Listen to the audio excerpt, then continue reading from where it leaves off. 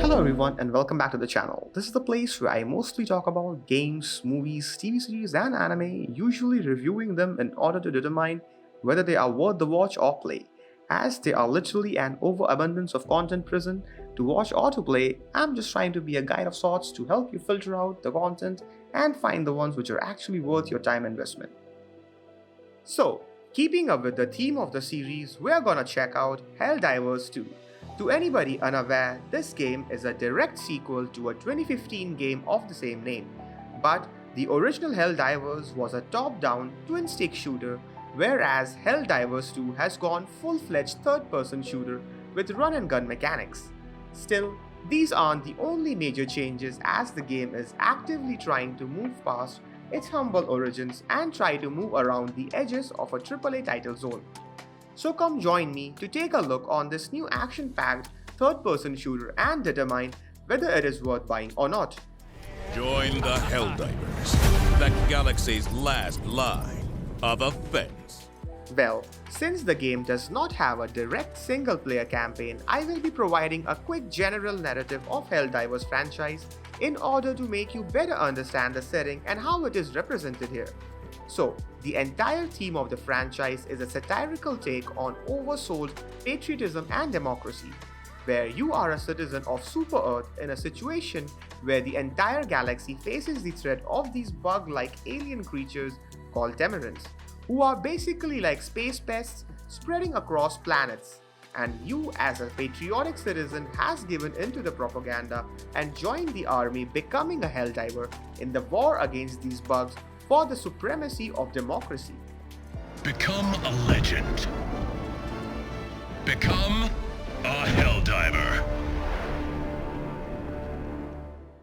I know the plot feels a little cliche yet absurdly ridiculous at the same time, and it is those things, but in a good satirical way, which helps add more fun to the setting, where you are obviously facing a serious intergalactic threat, but you are doing so in a ridiculous, over-the-top, patriotic way.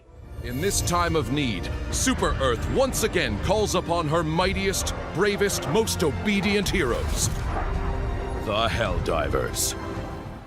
It was very strange, but this game weirdly reminded me of Starship Troopers, especially the original movie of 1997, where a patriotic army is battling against hordes of insect-type aliens in an awesome action-packed ride filled with bullet hell and gore. HellDivers 2 may not have a proper storyline to follow as a single-player experience, but it possesses enough substance in the lore and attention to detail in its setting that a lack of coherent story does not make the game lose any of its defining characteristics or depth. And also, instead of possessing any individual progression of story, the game has an overall narrative progression, where the progress made by each and every Helldiver during a mission, be it solo or in a team, will be contributed towards the overall progression of war, as you move forward liberating one planet after the other, establishing the domain of democracy as you move along. This provided a sense of community's collective progression and make you actually feel like a soldier in the struggle, where individually your impact might be negligible, but the cause only moves forward when all players together make the contribution in the war zone. For freedom, for managed democracy, for Super Earth. HellDivers 2 is a straight-up third-person shooter with running and gunning gameplay mechanics, and since there is no direct single-player experience, the game tries to focus all the efficiency in its core gameplay alongside multiplayer mechanics, because this is a full-fledged co-op experience where you can team up with 3 friends or other Helldivers in the war zone to carry out your missions and progress the overall cause. It's not like you cannot play solo at all. If lacking any party members, you can always do public matchmaking to join missions, or you can even become a full-fledged Rambo and go on missions solo, which in my personal experience has always been an unpleasant and tedious endeavor, as the game is more enjoyable and rewarding when played along a team, whereas in solo it is quite easy to get overwhelmed with overcrowding bugs and die.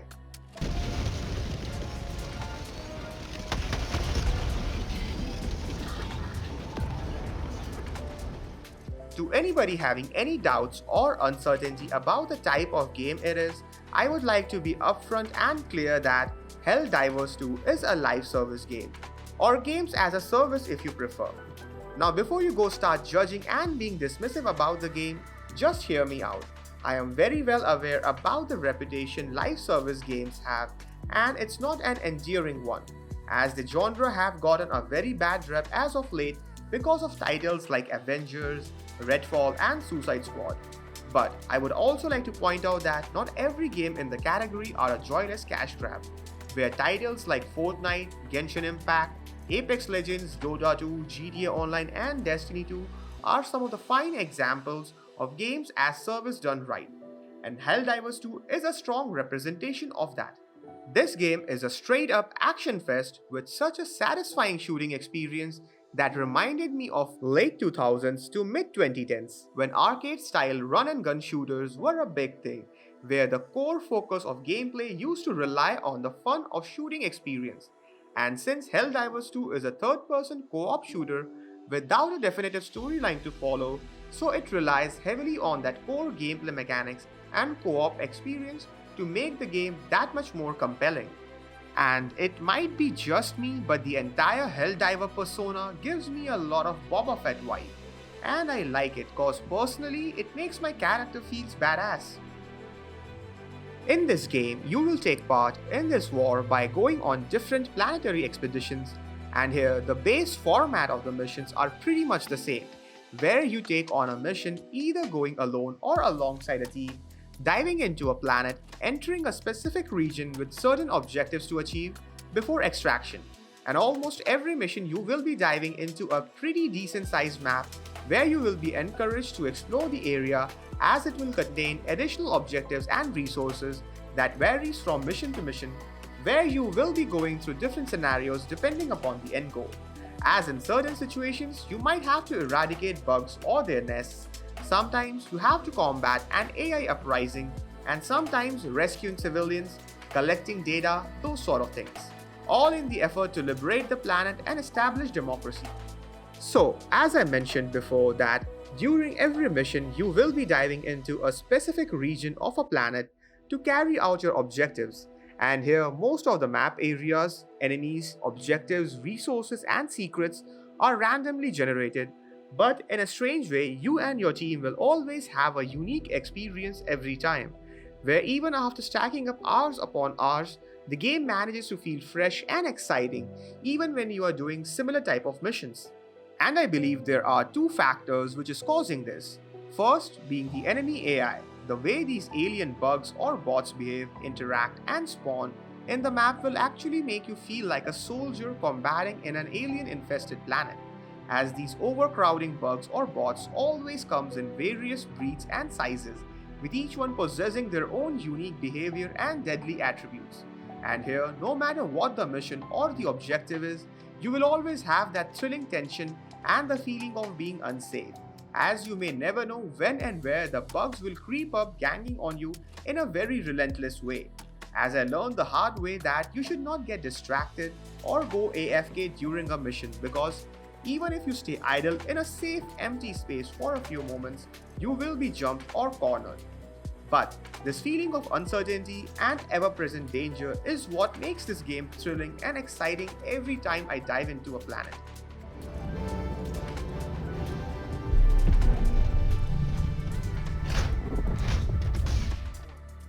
And the other factor which keeps the game engaging even after hours of gameplay is its combat mechanics, where it has a very robust third-person shooting experience filled with insane action. The map is basically like your playground to go nuts eradicating bugs, their nests alongside AI bots, and you will be causing chaos, liberating planet with a very sweet and diverse arsenal of weapons and gadgets, where you will have your standard handheld weapons which comes in varieties ranging from regular assault rifle, shotgun and handguns to anti-material rifle, arc wielder, laser guns and so on, with each weapon serving their own use case. But here in combat, you will also have different stratagems, which are basically like your support gears, which you call in via drop pods from your ship. But what is unique is how you utilize or activate them. Here you have to enter unique direction key combinations to activate each stratagems. This mechanics reminded me of PS2 era where you had to enter different key combinations to use cheats or do additional unlocks.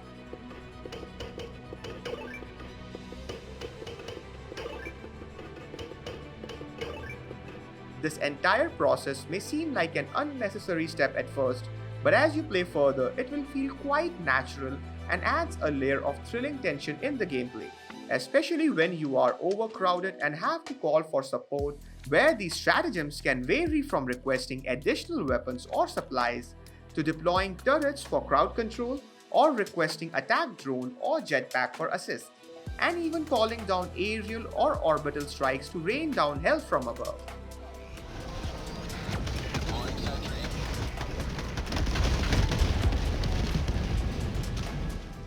Even though your wide arsenal of weapons and stratagems provide intense action in combat, but this isn't where the random chaotic part of the gameplay ends, as the game has a friendly fire system turned on at all times.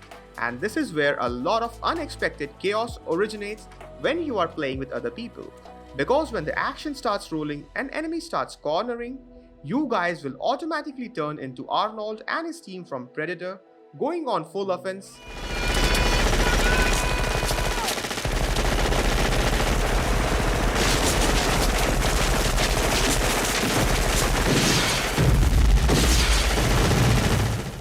Where you all will be running guns ablazing, calling out powerful stratagems, only to realize that your own grenades and strikes wiped out your team.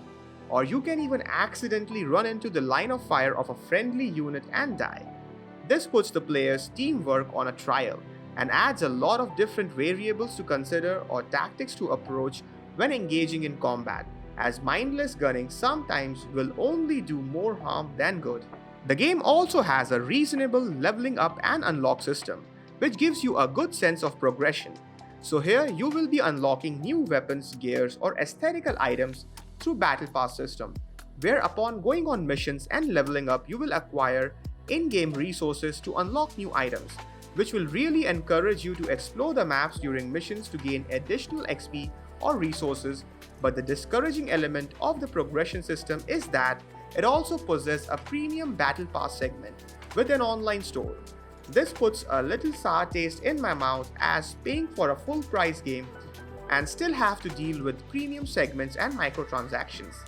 The only silver lining is that the game is slightly generous with the premium currency droppings as compared to other games, and thankfully stratagems and their upgrades does not rely on Battle Pass progression and can be acquired and managed directly through your ship's management system.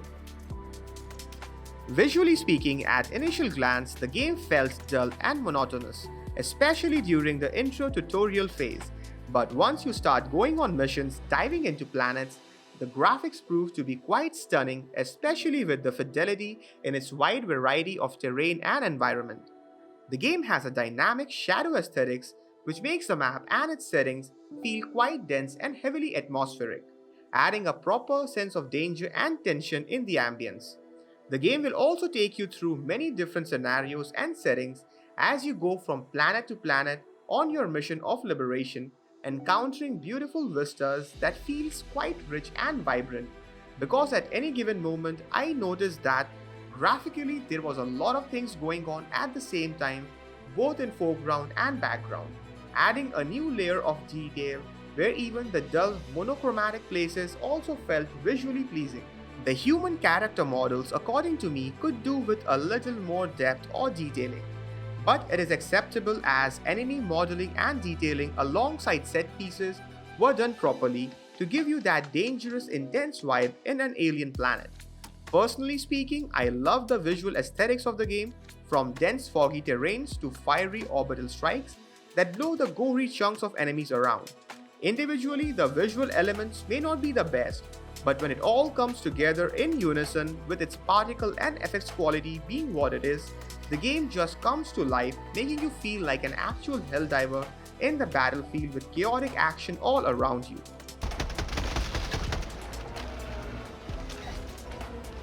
Throwing grenade!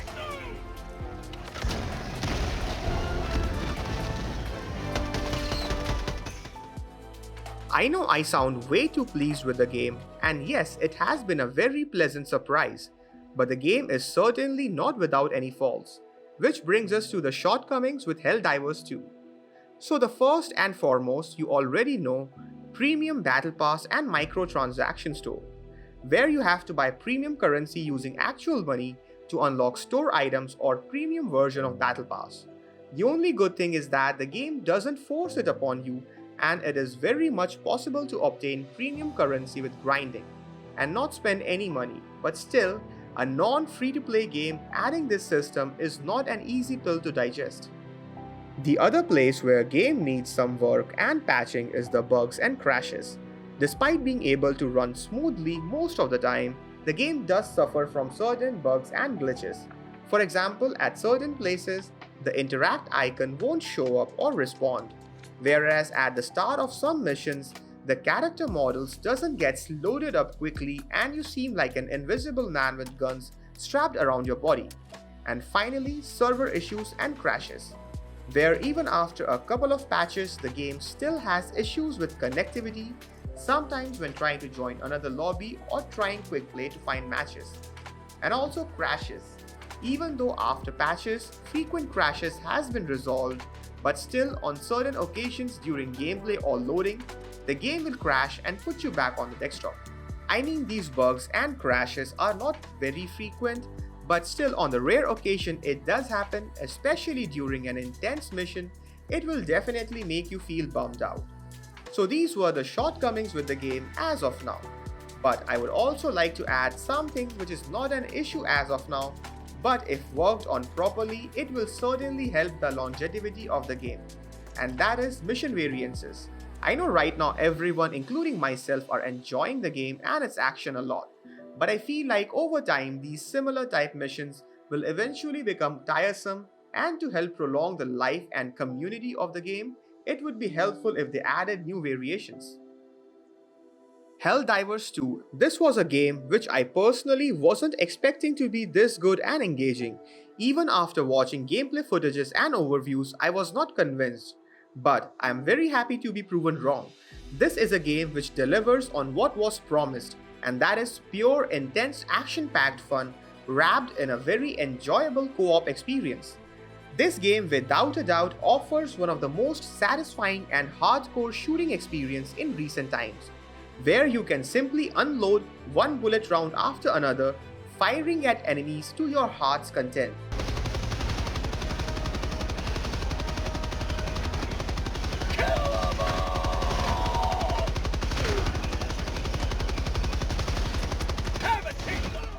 And it's all packaged in a pretty dense and dynamic visuals that makes the entire setup and surrounding quite atmospheric.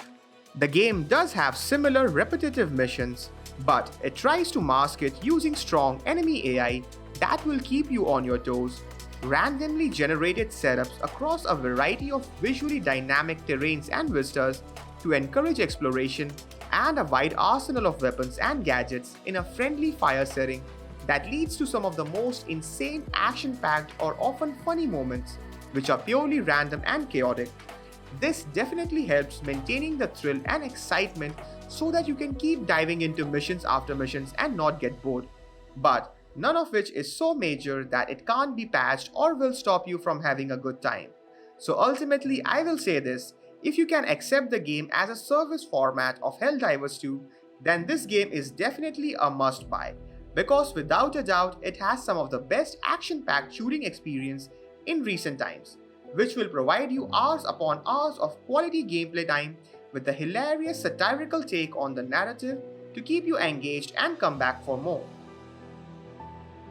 So folks, that's it from my side today. If you're already playing the game, do share your experience and feedback on the comment section. Drop a like to support the channel and subscribe for more incoming videos, and I will see you soon in the next one.